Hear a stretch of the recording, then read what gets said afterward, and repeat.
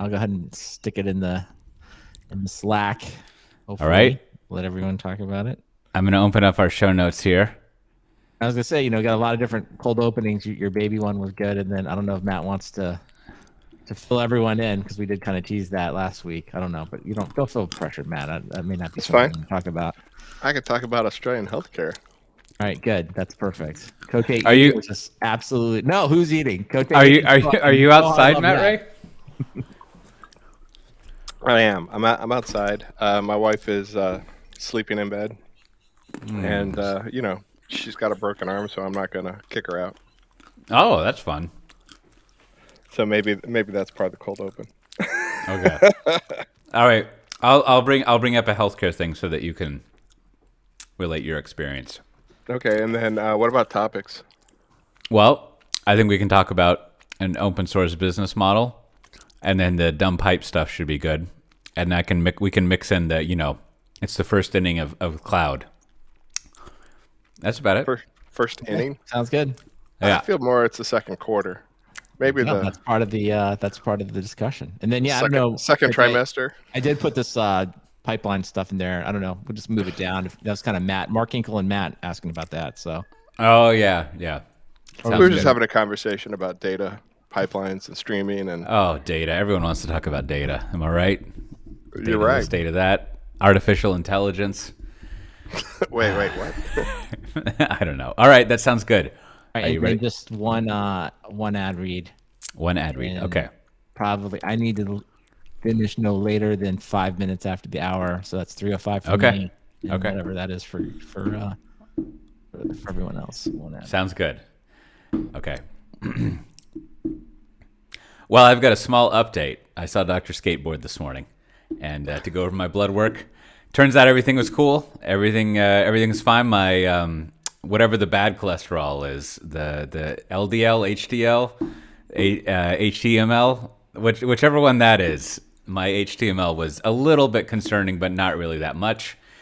And he said, if I really, and he did this pounding the table thing, if I really wanted some medicine, he would prescribe me some, but he recommends not having some, which is a relief because as I told him, I said, I was thinking if a Dutch doctor tells me that I need to take some pills, then it's really important. It's critical. And he had a good laugh, and he told me that the Dutch, it was the point, I hadn't thought about it until now, but he was like, oh, yes, we are still over-medicated as a country. And I was like, yeah, there's your problem right there. But then he said the Israelis, they are the most over-medicated people. And he said that stereotypes brought to you by a doctor. And he said it's kind of little wonder that they figured out the COVID stuff, vaccinating first, but they tend to medicate too much. Well, it's kind of like Australia. They've got a really small population with great healthcare, so they can run a lot of internal fact finding. Yeah, I just like the fact that the Dutch like that. That's part of your visit. You're getting just like political commentary about other nations' predisposal to medications, which is like But did you ask? I guess the natural question is like, well, what is the United States? Are we like we seem like a place that we? I think we were more medications. I think he thought there was too much. Now, he didn't say the most, but it's just like there's too much. He's like, oh yes, in the States they would prescribe whatever. I don't know. He actually didn't say anything. He was just like, oh yeah, we don't prescribe as much over here. And I think Dr. Skateboard is great. I'm glad I've stumbled into him as my doctor because he engages with me on my inane banter and commentary, right? Like I make this comment, a dumb joke about Dutch prescriptions, and then boom, we're talking 3-4 minute conversation we had going off of that. That's all I'm looking for. That's right. Dr. Skateboard must not be busy. But Matt, maybe that's a good segue, Matt. It sounds like you had a little run-in with the Australian healthcare. Maybe give everybody an update on your rather abrupt exit from last week. Yeah. First, a quick side note. Cote, do you ever get the question, how does this compare to American healthcare? Or do you try to pay for something? They're like, wait, what? Yeah, they usually don't ask about it. The only thing that's happened is when we did have U.S. health insurance for the first few years here, and we filed a reimbursement, it was always, I wouldn't say it was confusing, but it was always like a process, right? It's kind of like, I can't think of an analogy, but it's like, there's an exception process to follow, and someone's got to like pull out the 3-ring binder to look that up. I mean, I owned a fax machine in the U.S. because of the medical industry, but yeah. I did make a crack to Dr. Skateboard about that. I was like, oh yeah, this, to do this, we would have had to fax something. And he paused long enough that I think he was kind of like, fax? What is a fax? He's like, that doesn't translate. We never bothered with that word. Yeah. So last week, right as we were going to start recording, I got a emergency phone call from my wife that she'd been injured. She had fallen and broken her. Well, we thought it was a dislocated shoulder, and it turned out it was a broken humerus, which is the upper bone of the shoulder. So that's or the arm, and so that was a nice quick trip to the ER. And the funny thing is, I was like, I talked to Bill in the other day. I was like, you need to update our address and whatnot, and they were like, oh, that's okay. There's no bills. So my wife spent 6 hours in the ER, had a X-ray, a CT scan, a couple handfuls of painkillers and meds, and they're like, yeah, it's cool. But so yeah, on the house. On the house. Well, it's your tax dollars at work, right? So you pay for it somewhere. But, now, when you get a cast in this day and age, is it like the old days where you get like, it's like, I mean, it's not some Faulknerian thing where it's cement, but is it like a plaster thing, or have cast technologies advanced? Well, I'm here to tell you, cast technologies have advanced. My youngest son broke his wrist about 6 weeks ago, and he got his cast off this week. Uh-huh. And so they had like a fiberglass cast, so he could take it in the water. And the orthopedic guy was like, well, you can go to the beach, but don't get any sand in. I was like, how are you not going to get sand in at the beach? Maybe he's thinking of some of those like New Zealand black pebble beaches. I don't know. Yeah. No, but he said, yeah, so you were allowed to get it wet, but after like one shower with it on, my son was like, this is disgusting, because it just fills up with water and drains on you for hours. So it smells, I'm sure. Right? Yeah. So he kept it dry after that. But yeah, he had a fiberglass cast. My wife does not have a cast. Fiberglass. Does that come on like as a liquid and cool or something? It goes on the same kind of wrap. I mean, that's what casts are these days. So they let you have different colors, and my son chose the formal look. He went with the black, but tuxedo. The tuxedo of cast. Future software developer right there. Well, I was like, I would have chosen like the fluorescent purple or something, And that's because you've moved on. You're like dev relations now. You're like, you want the attention. Software developers like, I'll just take the black, quietly sit by the side of the room and do my work. So yeah. That's exact. But my wife does not get a cast for that kind of break. It's you either get surgery or it heals by itself, and so she is. What a gamble! She gets an X-ray after 3 weeks, and they determine if it's healing on track. So that sucks. So wait, you've broken your upper arm, right? And then now, granted, the price is right. But they just throw you in a sling and say to like, come back later. You get the painkillers. That's really what you want to do immediately. Yeah. Painkillers, right? It feels yes. like 90% of going to the ER is you need the shot of morphine or something to tide you over to get to your like next doctor's visit. I feel like I see. Like if I was an ER doctor, I feel like 50% of the things I could probably get away from maybe 50% cases. Like, what we're going to do? We're going to give you a shot of morphine, and then you should go see a doctor on Monday. That's what I feel like. That is another difference between U.S. and America. They were like, we'll give you 10 oxycodones, and that's going to last you like 4 days, and then you have to go get another prescription and start, get on a track, and it's heavily watched. My father-in-law was like, they gave me a bottle of 500. Wow. Yeah. Not good though. Leads to other medical problems. Not a good system. That's like more. You can't even buy that much aspirin at the grocery store around here. They just won't like. you can't get 500 of anything. Yeah, you know. so and being the stoic that he is, he probably took like 3, and now he's got a bottle of 497 for a rainy day.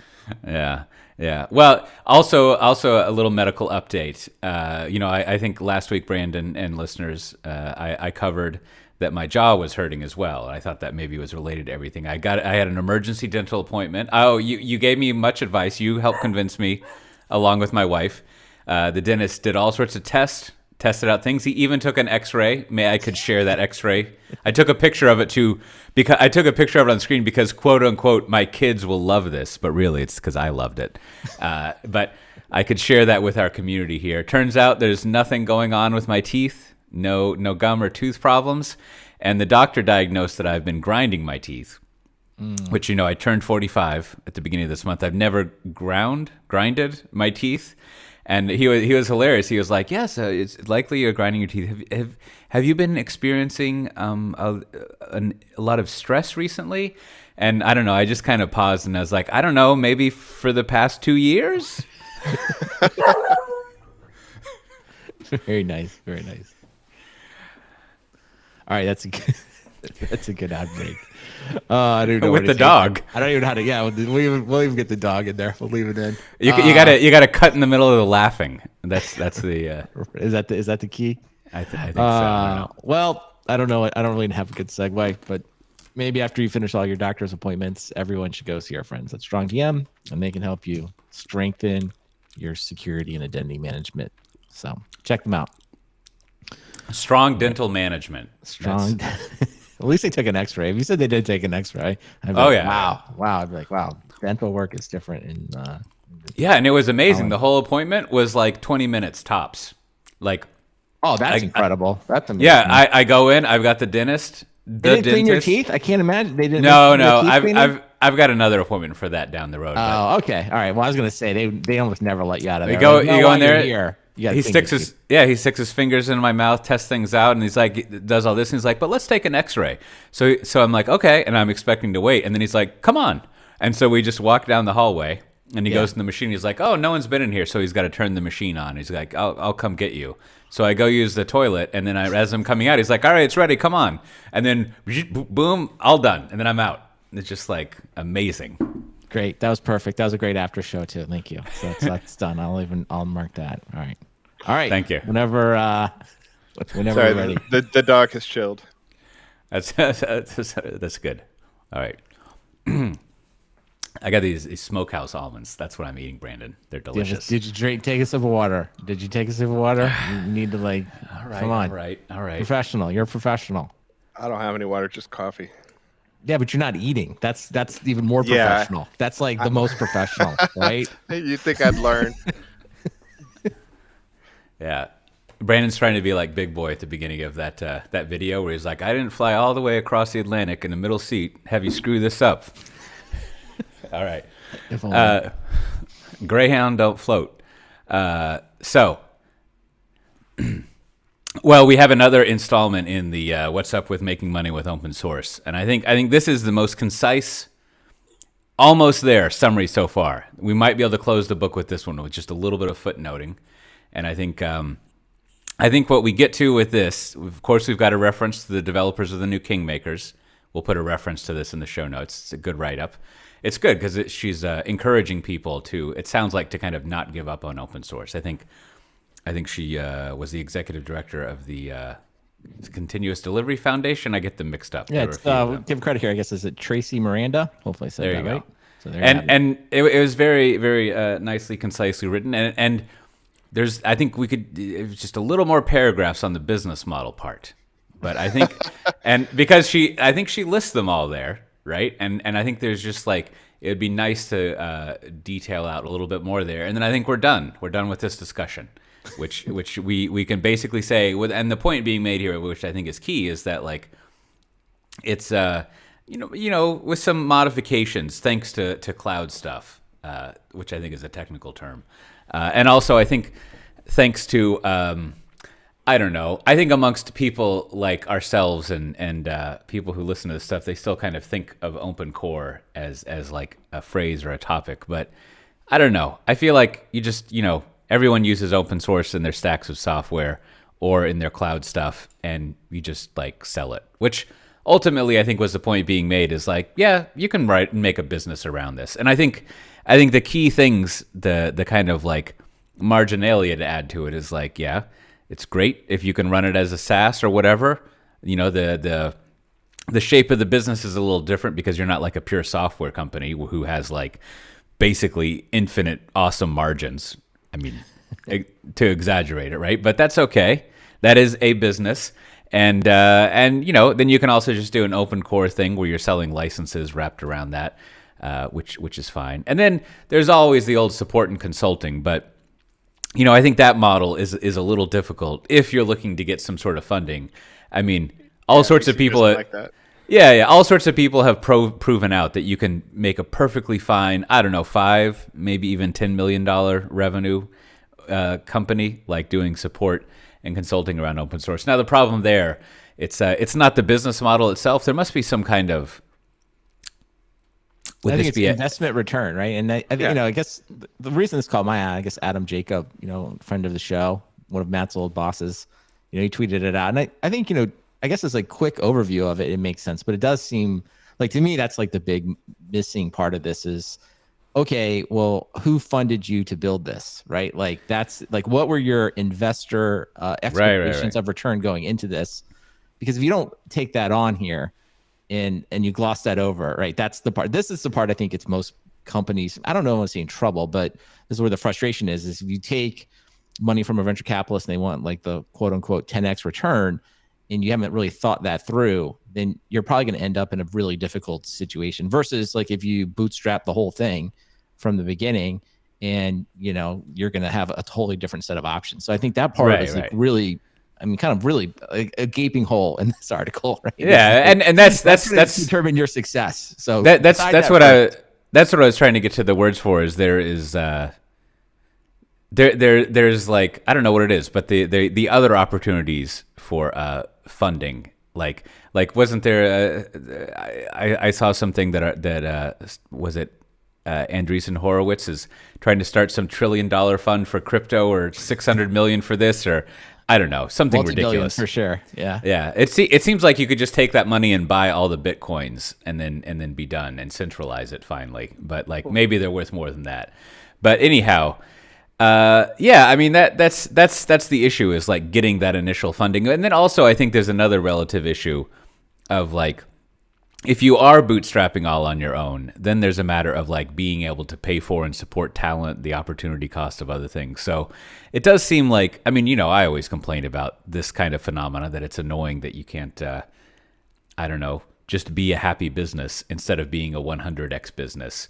But hey, capitalism. But you could, like, I think that's kind of what this article kind of misses. Like, I feel like you could put this at the top of an introduction and say something to the effect of, if you are trying to build, you know, a business that can support your lifestyles, that doesn't require investment from venture capitalists, it'll probably be something that looks like something between, like, say around 10 employees. Can you create a compelling open source project over the long term that can sustain itself on 10 people, right? And that's sort of everybody all in on the company. If you can, then I think, to your point, Kote, you're on your way to like a very nice business. You probably make really good money, not, you know, hundreds of millions, but certainly a real good, you could have a really nice lifestyle. And if that's your goal, here's some things that you can do.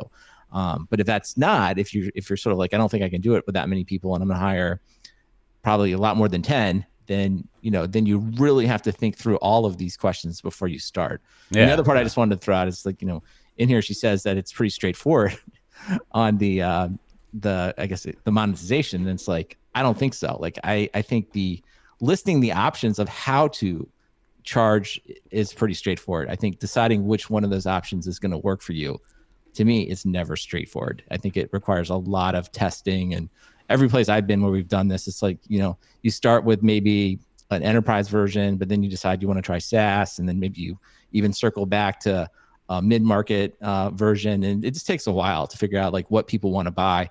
So I would never say that's straightforward. Right. I mean, essentially, if you want to be a large company that does open source stuff, you're going to probably need to do some SaaS things and figure out some open core model. Or you just drive up your valuation and let that be someone else's problem who acquires you. Is always a good model. You can't bootstrap your way to like a crazy valuation, though. Somebody has to put that money in. That's true. And everyone, as a signal to everyone else that they think they're going to get at least 10x back, right? And so when people grab this, $200 million A round, it's like somebody decided that's a unicorn, right? That's $1 billion company. Whether or not you believe that, meh. But and then you're stuck on that treadmill of ever quickening treadmill of now you have to get to that $1 billion in 10 years, or you're going to get flung off the back of it. So yeah, there's your VC analogy for the day. Wait, flung off the back of what? A wave? Treadmill. Oh, the treadmill. Yes. Yeah. Got it. Well, I have a child who is deathly afraid of treadmills because he stepped on one when he was 4. Even though he watched you on a treadmill like forever. Yeah, I think he might. Was it your treadmill that he stepped on, Matt Ray? It was a different one. Oh, okay, good. You have multiple treadmills in the house. That's what I'm hearing. Not currently. Not currently. So there you go. Always plan for your monetization model, and I think the larger point is good though. Is like it's not an impossible dream or something weird out of the ordinary. Perfectly fine to go about doing. Now, as one of the things, there's really no segue there, but I just want to. I didn't read this until we were looking through the notes, but I have not read. What does he call himself now? The Professor Dog, the Scott Galloway guy, Professor G, Prof G. But that's right. But I went through and read his. He finally wrote a Web3 overview, and boy, it was in his classic style. And I just read the first paragraph, and I was like, wow, how do I get this job? Like, what is like the structure of your life, such that you can just like light your hands on fire and spew gasoline at the world, and then just light that on fire, and then you're like, oh, I'm off to Florida for my vacation. Like, I don't know if this is like independent wealth, I think it's sound bites. I think he distills his genius as he takes something down and he comes up with like 2 or 3 points, and he works out some really, really good sound bites, and then he just hits them everywhere. He hits it on podcasts. That's true. That's true. I just meant on his YouTube. Like, no, I think it is perfect, and that's really what it is. It doesn't matter. Notice I didn't say it has to be correct. It doesn't have to be correct. It just has to be right. Delivered very compellingly. So that's what you No, I didn't mean the craft process. I meant he basically seems to think everything is terrible and everyone is scamming stuff. And so it's sort of like at some point I feel like he's going to like need to work with someone, and they're going to be like, "No, you said I'm terrible, so I don't want to." like for example, if when you read I didn't read all the way to the bottom because I kind of got the point after a while. But like in the little italic, what Scott's doing next, it's like he's moderating a panel with the CEO of WeWork or something. Like, boy, hopefully that's going to be crazy. Like, I mean, that seems like. So I guess maybe I've just disproved my own theory. He can still be on a panel and moderate it with the CEO of WeWork after like all of his talk about that. But he does, I like. There's one thing consistent about his thing, which is the old income inequality thing. So that's a fun lens to like look at all this stuff, because he with his with the charts and the money side of stuff makes the point that the last Web3 coverage we were talking about, the was it the Signal person was that like, oh, this is actually highly centralized, and it's pretty much like what are you gonna do? So we'll see how that pans out. Still fun to watch. See what's happening. I like this article because he got down into the nitty gritty of how there's a small handful of people who are going to make a ton of money off of it.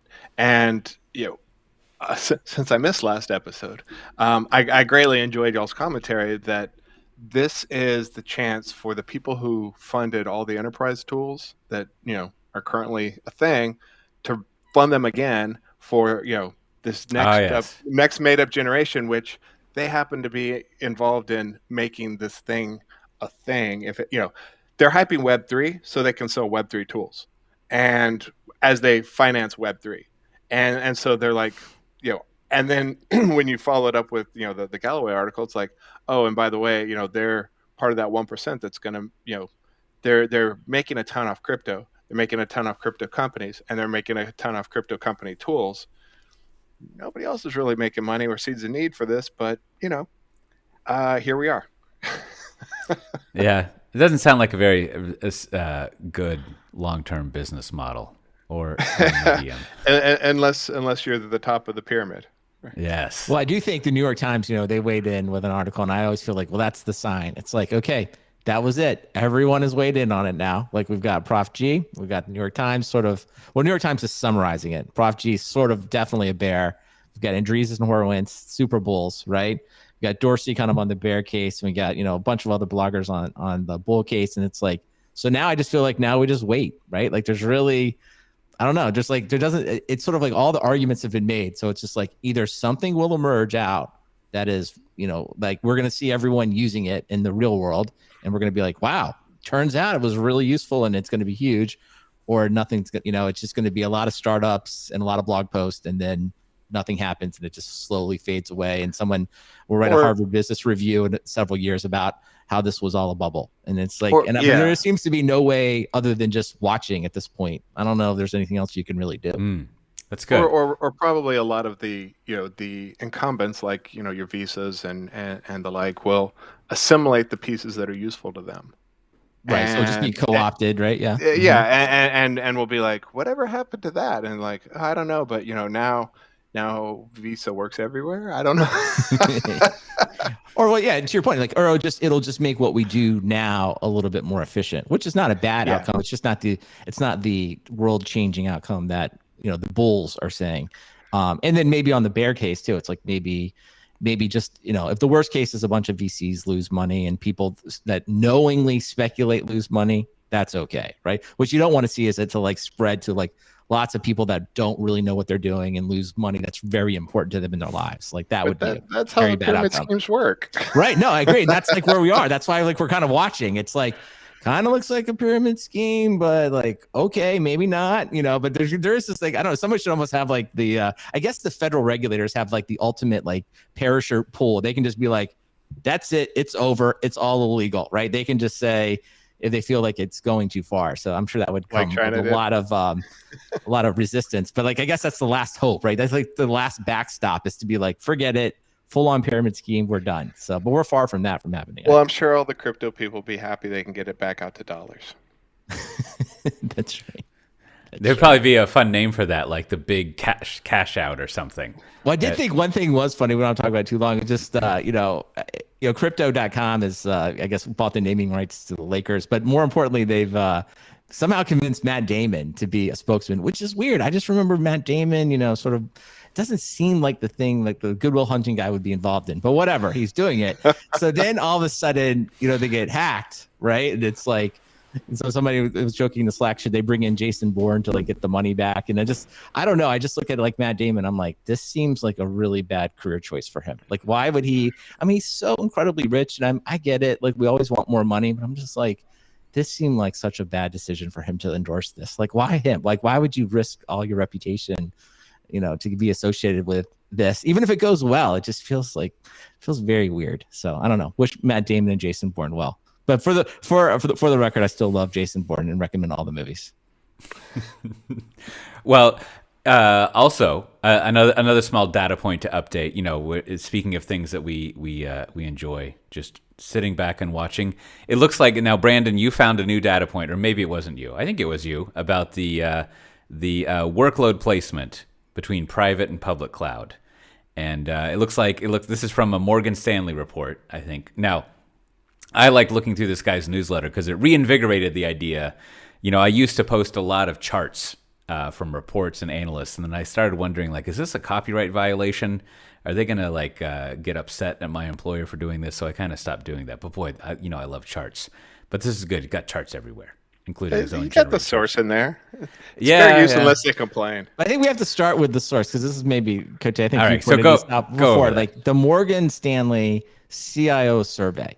So all of this data just comes from, it's just a survey. They're just asking CIOs. So, and this is their estimate, right? And I just feel like this is the classic like the original data was so rotten, like the rest of the analysis can't be, it doesn't matter like what you apply to it beyond that, because I'm, and I don't mean it in a way that like this, they're doing this deliberately. I just think it's really difficult to really know, I think at a detailed level, exactly where things are running in and out in any environment. So I think this idea that the CIOs already think 25% of their application workloads are in the cloud today. I'm like, if we walked in there with a discovery tool and I was like, okay, I'm going to discover everything, I feel like that would be much lower. They would find lots of applications and workloads that they kind of forgot about for one reason or the other. And then, of course, and then aspirationally,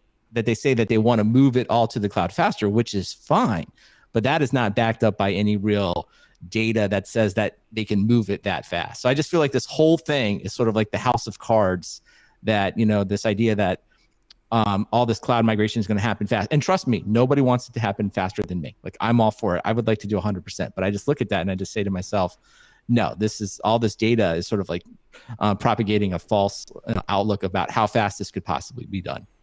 Yeah. As I think you commented, it seems like it's been the early innings of cloud forever. Like I don't know how many innings there are in baseball, but this one seems to be some sort of Hitchhiker's Guide to the Galaxy infinite innings it's situation. A cricket match. A cricket match, yes. It should be, because a cricket match could last like 3 or 4 days. Isn't that how it works, right? Yeah. And it's like kind of untimed, and to some degree. I was over at one of the school parents' house for Halloween, and there was a cricket match up on their projector. And so, I was trying to get a little information, and it was to that point, it was hilarious. He was like, well, usually cricket games take a long time, so they came up with this entirely new format that just takes like a day.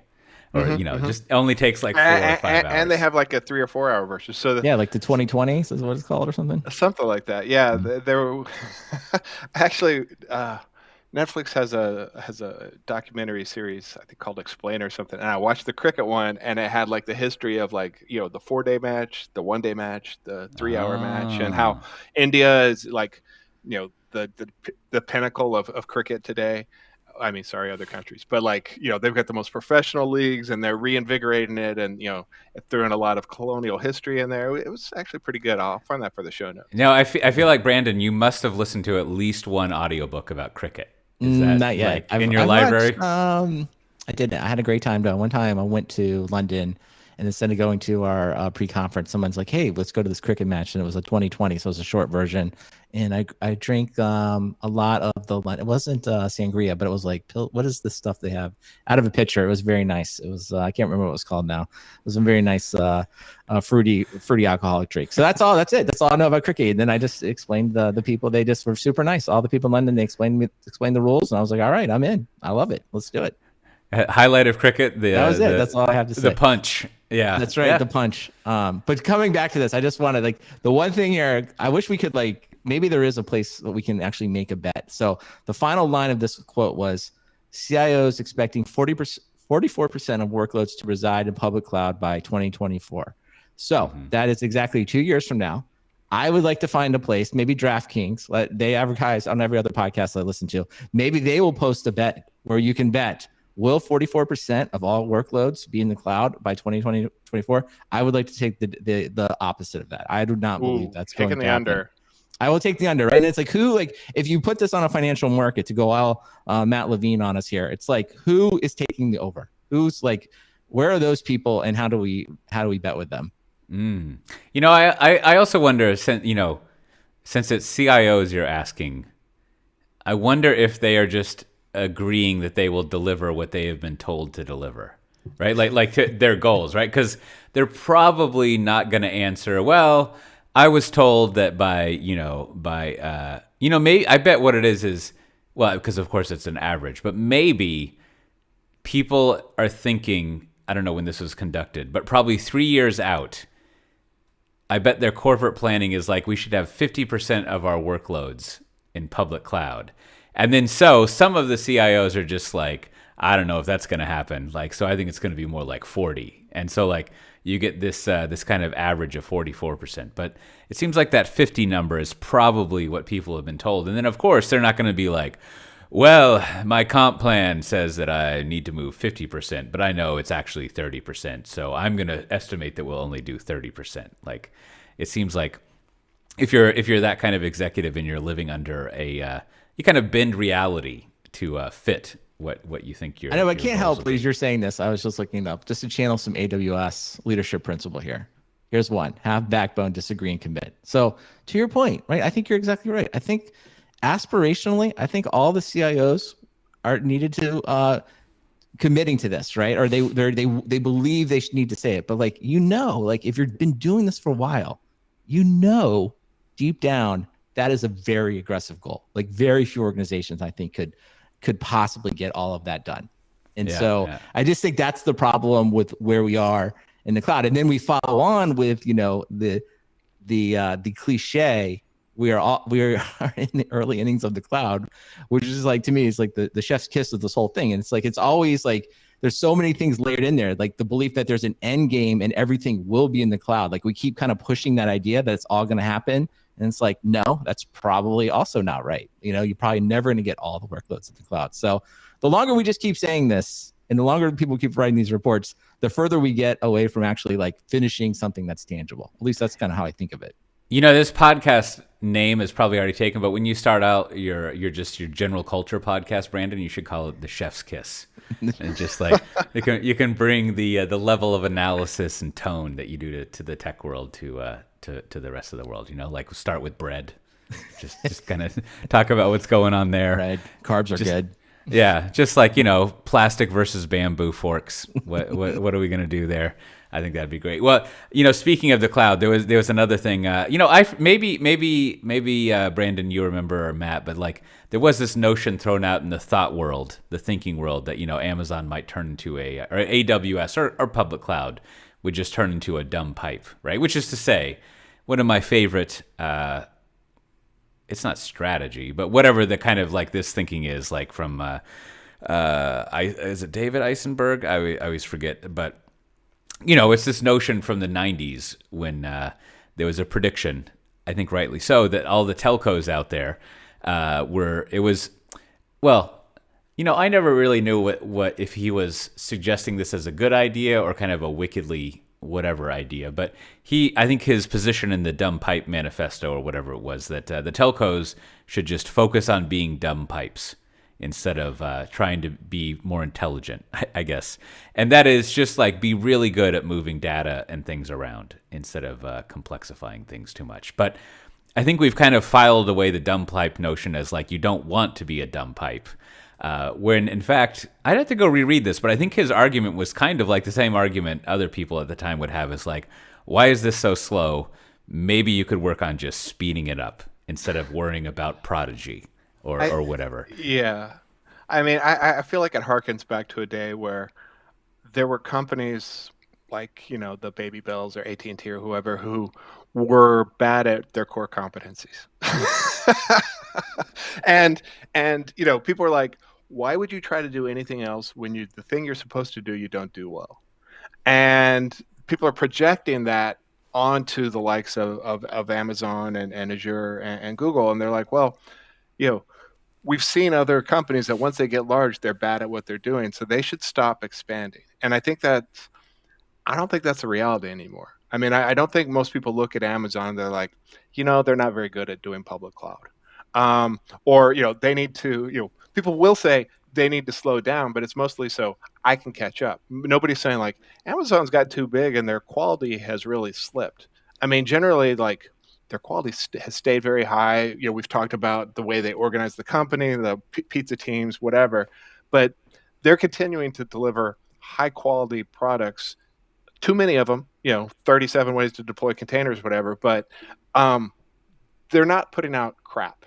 And so other people now are, kind of saying, well, there's this whole idea of the meta cloud or the next gen clouds that are running on top of these public clouds, and the public clouds need to just tap their brakes and focus on becoming the underlayer to that. And I don't expect Amazon or anybody else to take that carrot, right? They're going to say like, you know what, Snowflake, we see you've built a $90 billion business on top of us. We want some of that too. And the stock market doesn't want companies to stay still. There's plenty of money continuing what they're doing, but there's also plenty of money to take from the people running on top of them. So that's never slowed Amazon down before. So I don't think any of them are going to stop what they're doing and just focus on being a dumb cloud. So I think that's definitely true. I mean, maybe just slightly different take. I would, I'd like to get your opinion on this, Matt. It's like, I feel like what we hear more and more of lately is Amazon launches like a competing service to something that already exists, and it just doesn't include everything, right? It sort of misses some of the stuff that people want, right? And so, and like Snowflake's a good example. So, and I feel like, I feel like there's kind of this sentiment is like they're doing that a lot, right? It's like, it's not that it's bad, but it's sort of like lacks the, the polish, that you need to really do something at a production level. And that's why, like, take Snowflake's a good example. That's why people say, well, Snowflake's still better, right? Because they've got more polish. And let's just accept that as fact for the moment, even though, because I don't honestly know all the details, so you can pin me down on that. But so I think there is this kind of, and I guess that's the question, is like, where are the lines going forward? Is there a place, like, if you just, even with, if you overextend yourself too much and you have a lot of two pizza teams or self-directed teams, as Amazon calls them, and they're building lots of stuff, but you never are getting to the polish, right? Like, there is a point where you kind of have to decide, like, where am I competing and where am I partnering? And maybe to use like a consumer example would be, Netflix is all built on Amazon, or at least, that was the discussion last time I saw them go through it. And it's like, Amazon Video, again, I think it's kind of like, it seems to fit that kind of pattern where it's like, sure, they have some videos, it works, but it's really not as good as Disney Plus. It's not as good as Netflix, at least in my opinion. So is there a place where it's like, do they keep investing in this Amazon Video forever? Like, or is there a point where it's like, we're making enough money by just being the Netflix provider or being the Disney provider? Like, do they make more money that way going forward? So that part, I think, is an interesting, like, thought exercise. Yeah. And it's this is the second in this episode, very concise piece. I think it's Mac Rickard, or not Matt. Matt. Does anyone ever call you Mac by mistake, Matt? Not often. What is Mac short for? That is a good question. Anyhow, it's Mac, not Matt. No, wait, Matt Rickard. And he lays out a pretty good case. A few of the things we said about how it's a lot different than telcos being dumb. And I think the main thing to a bit of what y'all are saying is, like, it's one thing if you're basically just a pipe, whereas each of the public clouds is a lot more than a pipe. They have all sorts of different things. And I mean, I think the danger for them, and what was the name of, for some reason, like, Charles Fitzgerald was writing multiple rebuttals to this concept of, like, is it a super cloud? There's some weird idea. Yeah, that was like, I'll have to go look this up. That it's, he summarized it well to said, like, if I was writing my reply to this idea in Twitter, I would say, Paz, you've invented Paz, but whatever. But the only thing it feels like in a situation like this is you have to make sure that people don't steal ownership of your customer, basically. And I think that's, if all you are is just a pipe, like a phone line or a network, it's kind of easy to steal ownership of your customer and just push you, the pipe, underneath, as you layer on top sort of like, data pipes and serverless infrastructure, all this stuff on top of the kind of, like, I guess is the opposite of multi-cloud, monocloud.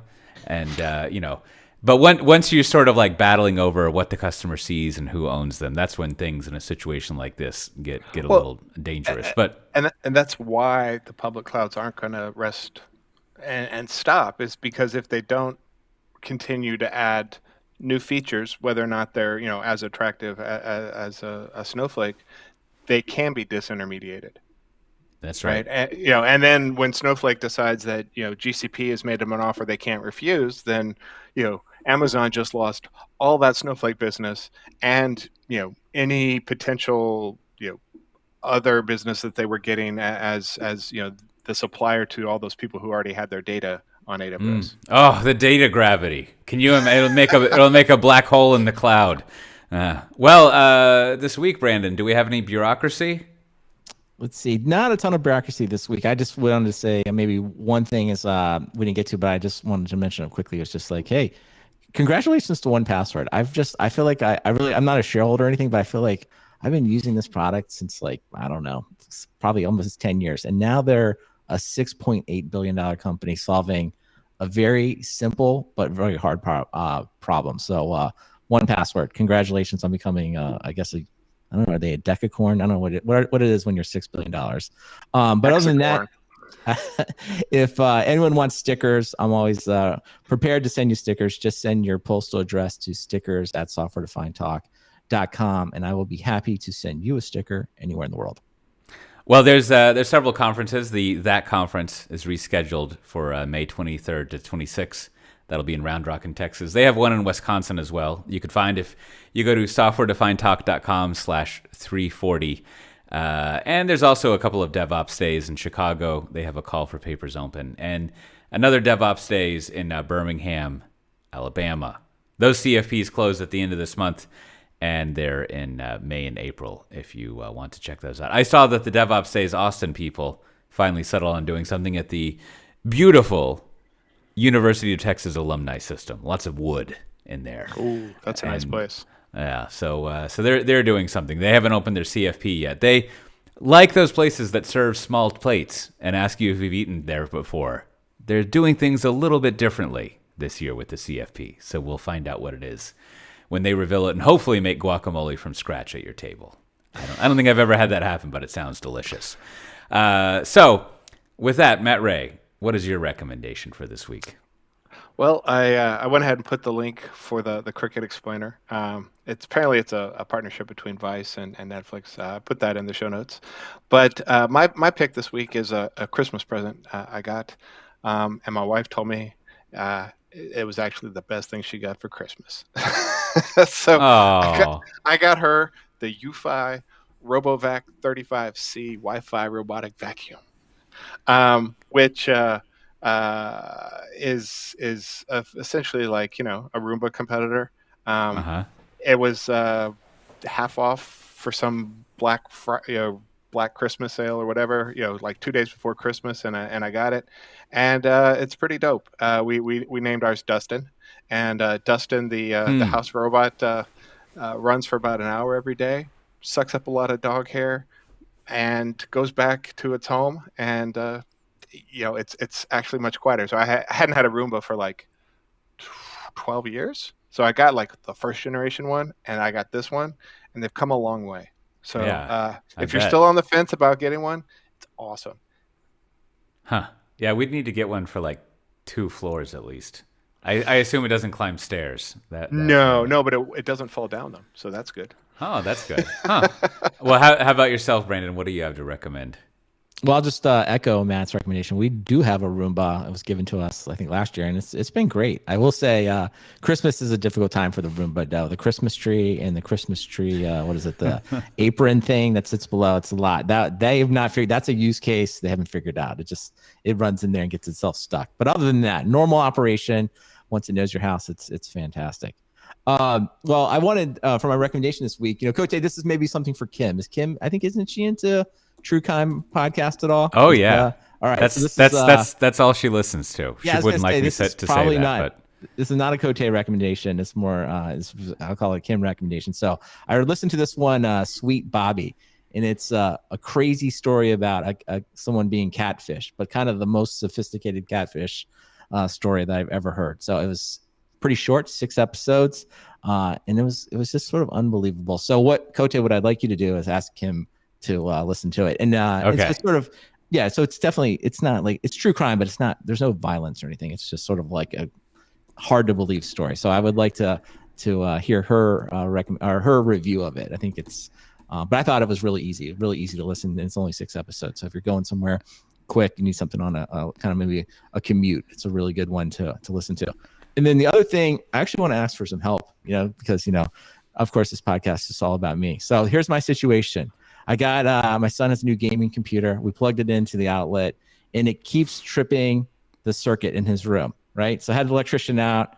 They looked at everything. It seems to be this computer does that, right? And I tried it in another bedroom. So it's a bad computer. That's what I thought. It's possessed.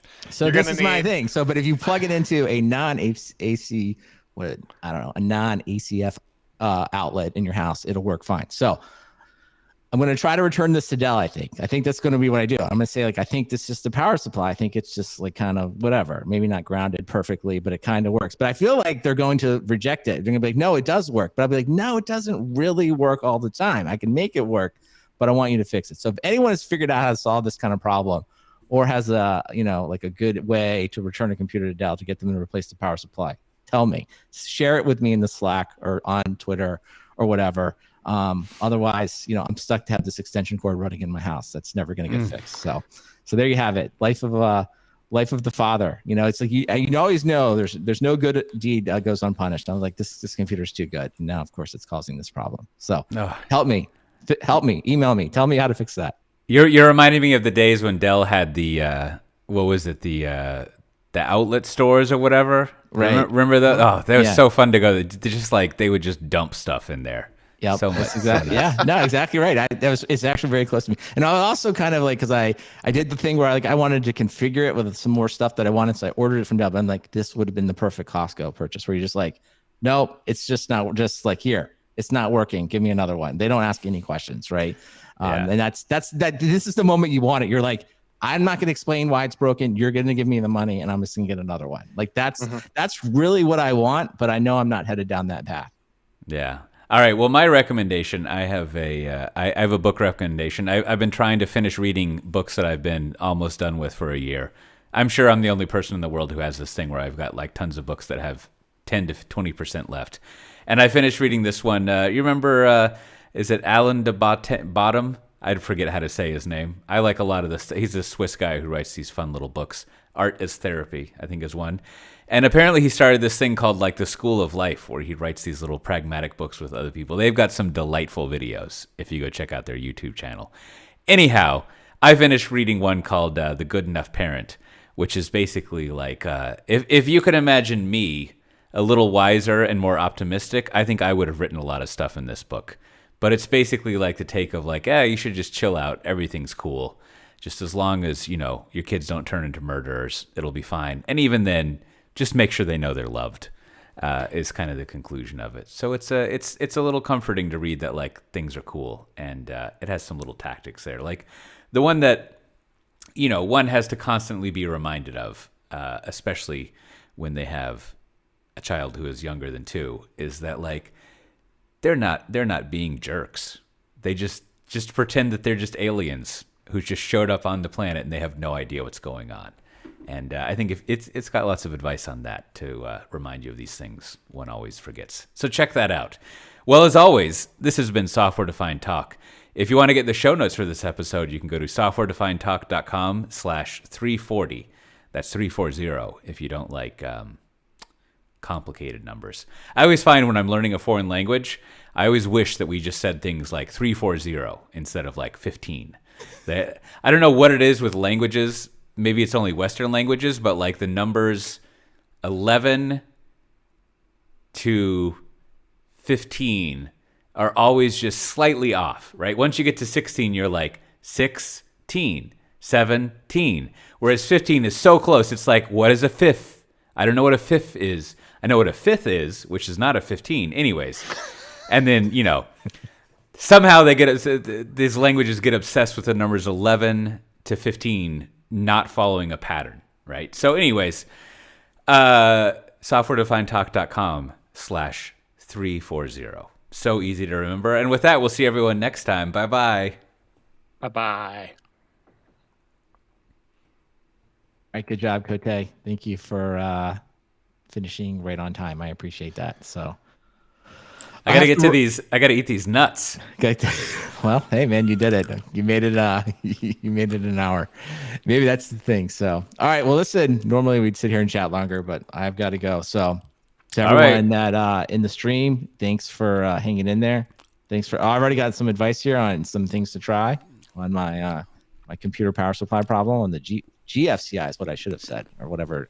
It was. So I will try to. I will report back if I can, if any of these fixes solves it, which I hope it does. Sounds good. Just remember, unplug it and blow the dust out. That usually fixes it. Have you tried that?